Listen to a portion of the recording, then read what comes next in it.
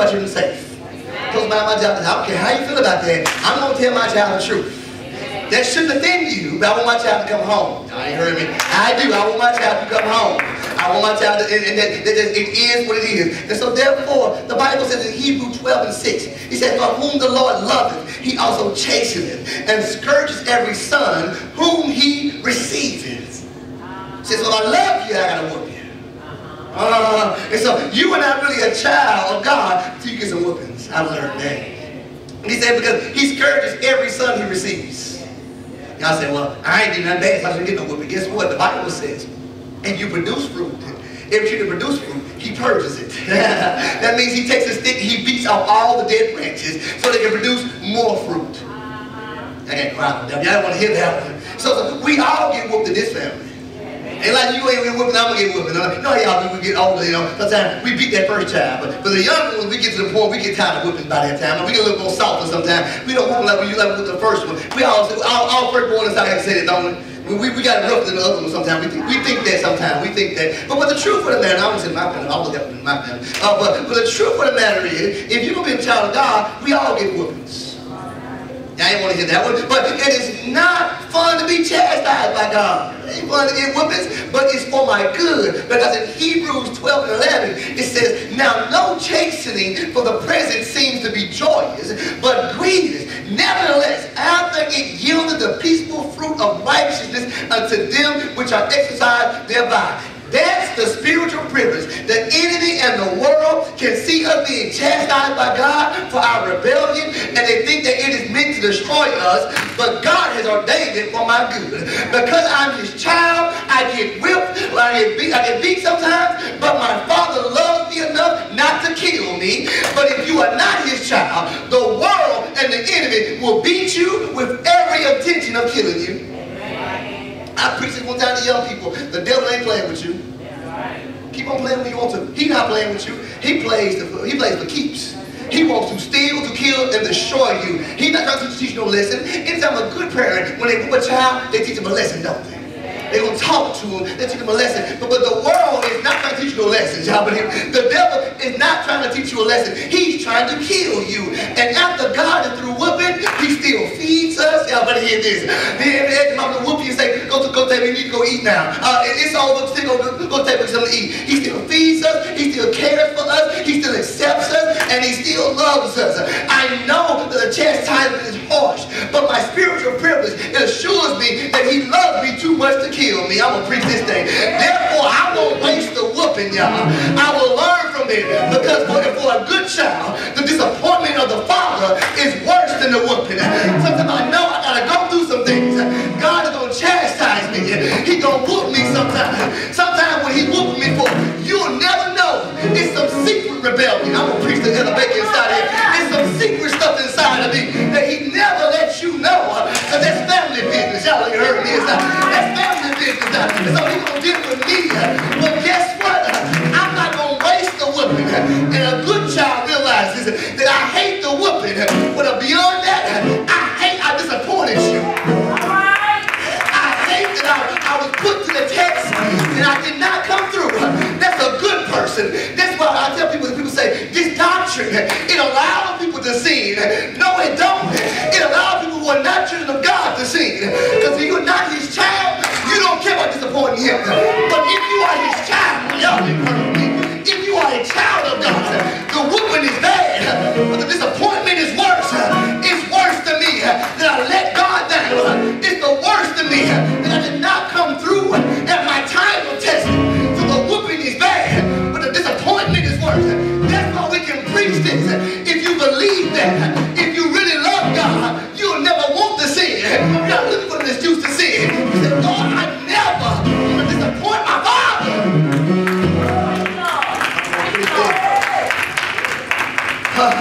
A good child desires to grow up to a point the way they don't have to be whipped to act right. After lying to your child, I don't want to be beating on you all the time. I want you to have a little sense every now and then. If you realize I'm going to whoop you for your room not being clean, how about clean your room? Because I'm going to tell you what about a good father too. They don't enjoy whooping no child. When you enjoy whooping your child, that's abuse. That's abuse. My dad always said that. He said, one day you're going to whoop your child. You going to understand why I whoop you. You understand why I was always on you. You understand that it hurt me worse than it hurt you. And I always say, the devil is a lie on that one. Because if it hurt you so much, we'll change spots real quick, you know. We really don't mind. But I learned he did what he had to do to get me to where I need to be. And I learned that in my life, that after a while, I don't want to get beat all the time. That's a sign of immaturity. I'm always on the altar. Always trying to get right. After a while, you can't beat me for the same stuff. I'm going to grow up. I'm going to get mature.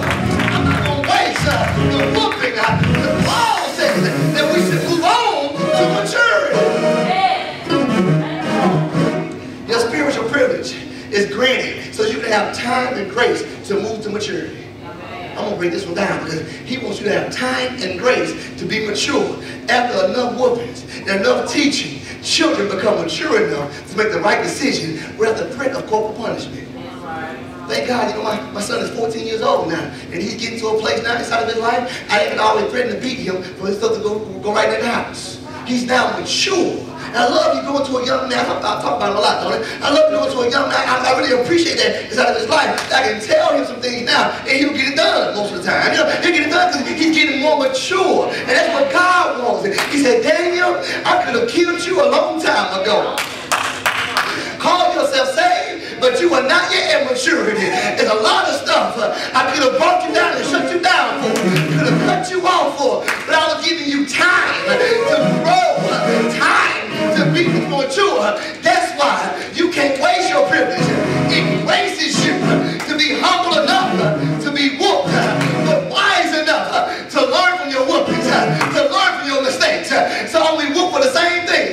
So even though it seems like you're going from one chastisement to another, that's okay. Just don't waste your privilege that allows you to grow and mature during the chastisement. Because after a while, if you are patient and you are wise, the whoopings, they don't pay off.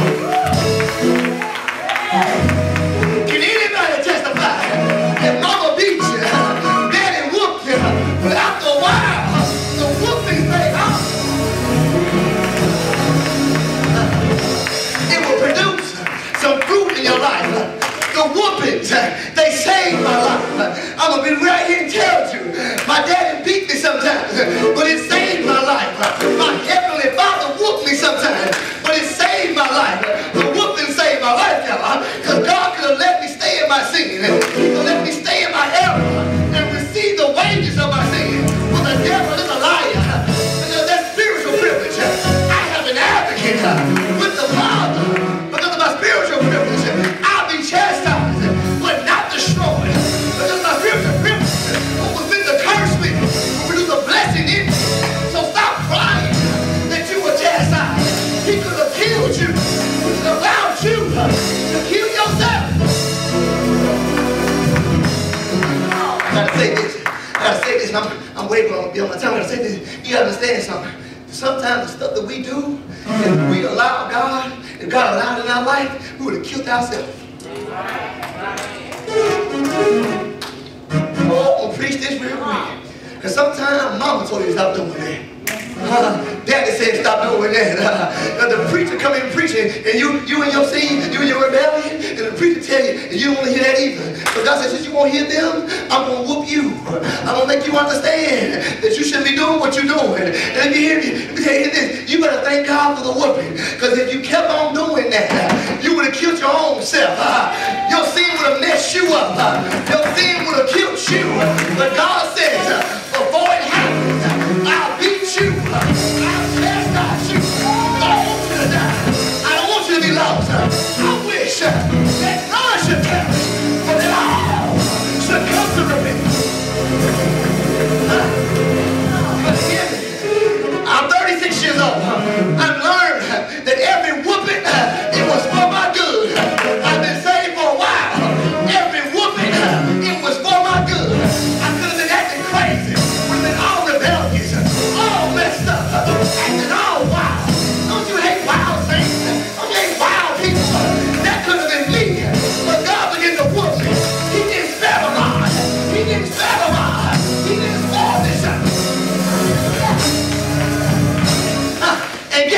I'm going to come out therefore. I won't waste my privilege. I'm not going to be bound in fear. I will serve God and love him while I'm doing it, because I don't want to walk in fear. I walk in faith because I have spiritual privilege. So if you don't mind, I'm past my time. Would you high five? Give five people. Don't waste it. Don't waste it.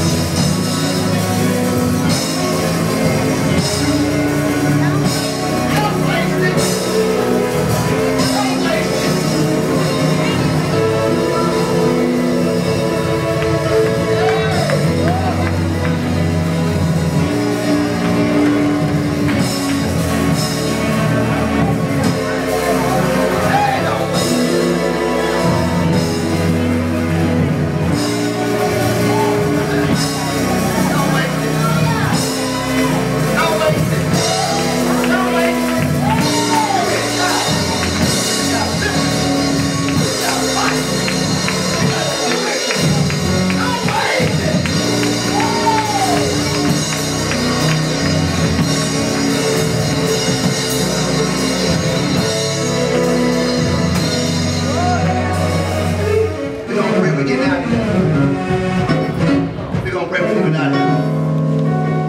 This gospel, people don't want to preach it because they feel like if I preach this about the advocate with the Father, about God giving you grace, if I preach and tell some saints that some things that are sin for you ain't a sin for me, you got some wild saints, some unruly saints. And the problem is, people want to be saints, they don't want to be sons. All right, come on. That's it. I sound so much better down here. They want to be saints. They don't want to be sons. See, a saint is probably inside the church. I want to look a certain way in front of people. I want to make sure I'm this and I'm that. They don't want to be sons. Because see, you tell a son that, they're going to say, you know what? I don't want to sin against God because I don't want to disappoint him. I don't want to disappoint God. I don't care what you think about me. I gotta holler sometimes. I ain't know this thing sounds so good, y'all. I'm sorry about that, y'all. I know now. I couldn't hear myself up there. This thing sounds good.